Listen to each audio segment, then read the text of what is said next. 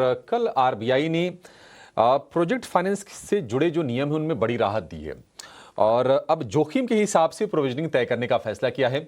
जरा इस खबर को समझते हैं, उसके बाद एक एक्सपर्ट का ओपिनियन भी लेंगे इस खबर पर, लेकिन पहले अंकुर को साथ में जोड़ लेते हैं। अंकुर हमारे साथ हैं। अंकुर बताइए क्या जानकारी आई है और कितनी बड़ी राहत है ये? जी, रिजर्व बैंक ऑफ इंडिया ने प्रोजेक्ट फाइनेंसिंग के जो नए नियम जारी किए हैं वहां पर साफ कर दिया है कि जो प्रोविजनिंग की रिक्वायरमेंट है वो 1 से 1.25% तक का रहेगी। पहले आपको याद होगा कि जो ड्राफ्ट सर्कुलर आया था प्रोजेक्ट फाइनेंसिंग पे, वहां पे रिजर्व बैंक ऑफ इंडिया ने साफ बोला था कि 5% तक की प्रोविजनिंग करनी होगी और ये जनरल प्रोविजनिंग होगी।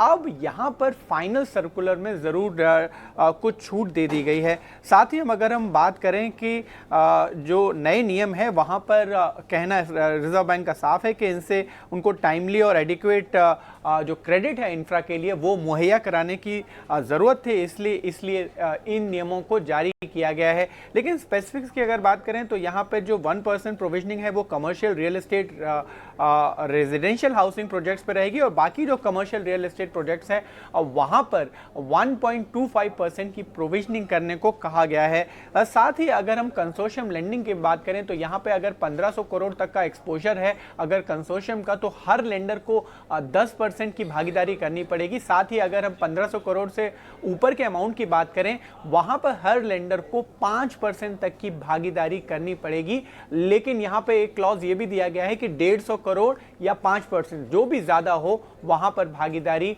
होनी चाहिए लेंडर्स के हिसाब से। सो ऑल इन ऑल यहां पे थोड़ी सी राहत दी गई है लेंडर्स को प्रोविजनिंग के मामले में, और जो ड्राफ्ट नॉर्म से वहां उसके मुकाबले अब ये जो फाइनल नॉर्म्स आए हैं वहां पर काफी सहूलियत दी गई है लेंडर्स को ताकि क्रेडिट फ्लो बढ़ सके। सीधी सीधी बात यह है कि जो रियल एस्टेट डेवलपर्स हैं, जो रियल एस्टेट कंपनियां हैं, उनको जो क्रेडिट का जो फ्लो है, यानी कि उनको जो लोन मिलते हैं उनमें बढ़ोतरी आएगी और जो बैंक्स प्रोविजन करके रखते हैं उस लोन के अगेंस्ट जो पैसे रखते हैं अपने अकाउंट में, वो थोड़े कम रख पाएंगे। अब वो रिस्क से उसको एडजस्ट किया जाएगा। तो एक निश्चित तौर पर अच्छी खबर तो ये जरूर है, मतलब बैंकों के लिए भी और रियल एस्टेट कंपनीज के लिए भी। जरा विस्तार से इसको समझ लेते हैं कि कितने बेनिफिट्स होंगे इसके। हमारे साथ जुड़ गए हैं हरक्यूलिस एडवाइजर्स के आदित्य शाह। आदित्य जी, बहुत शुक्रिया आपका समय देने के लिए। Good morning. कितनी बड़ी पॉजिटिव आप डेवलपमेंट देख रहे हैं आरबीआई के फ्रंट से ये? Good morning. देखिए, पिछले 3 से 5 साल में बैंकों ने लेंडर की तरफ, बैंक रियल एस्टेट कंपनीज और इंफ्रास्ट्रक्चर कंपनीज की तरफ अपना जो एक्सपोजर है वो कम किया था। जो प्रोविजनिंग स्टैंडर्ड है वो थोड़े अग्रेसिव थे, क्योंकि आईएलएफएस के बाद आरबीआई बहुत वरिड थी कि सिस्टम में कोई भी ऐसी चीज नहीं होनी जिससे एनपीए बढ़ेंगे। अभी जो नए गवर्नर आए हैं उन्होंने ये कहा है कि हम लीनियंसी दिखाएंगे और हम चाहते हैं कि सिस्टम में जो लोन ग्रोथ है वो बढ़े। तो अब इन्होंने ये कहा है कि प्रोविजनिंग नॉर्म्स जो है उसको हम एज पर रिस्क कर देंगे और थोड़ा सा लीनियंसी वहां पे दिखाएंगे। तो ये पॉजिटिव है रियल एस्टेट कंपनीज के लिए, बैंक्स के लिए, इंफ्रास्ट्रक्चर कंपनीज के लिए एज वेल।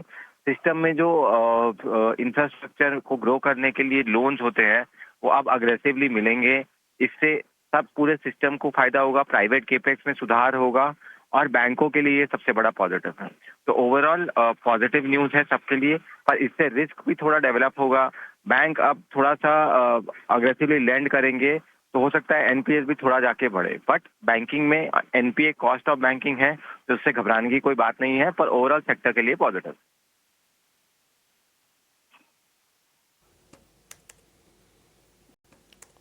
ठीक है, ओवरऑल सेक्टर के लिए पॉजिटिव है और रियल एस्टेट के लिए भी काफ़ी ज़्यादा ये पॉजिटिव है। और हम देख रहे हैं कि हाल फिलहाल रियल एस्टेट शेयर अच्छी तेज़ी बनी है। स्पेशल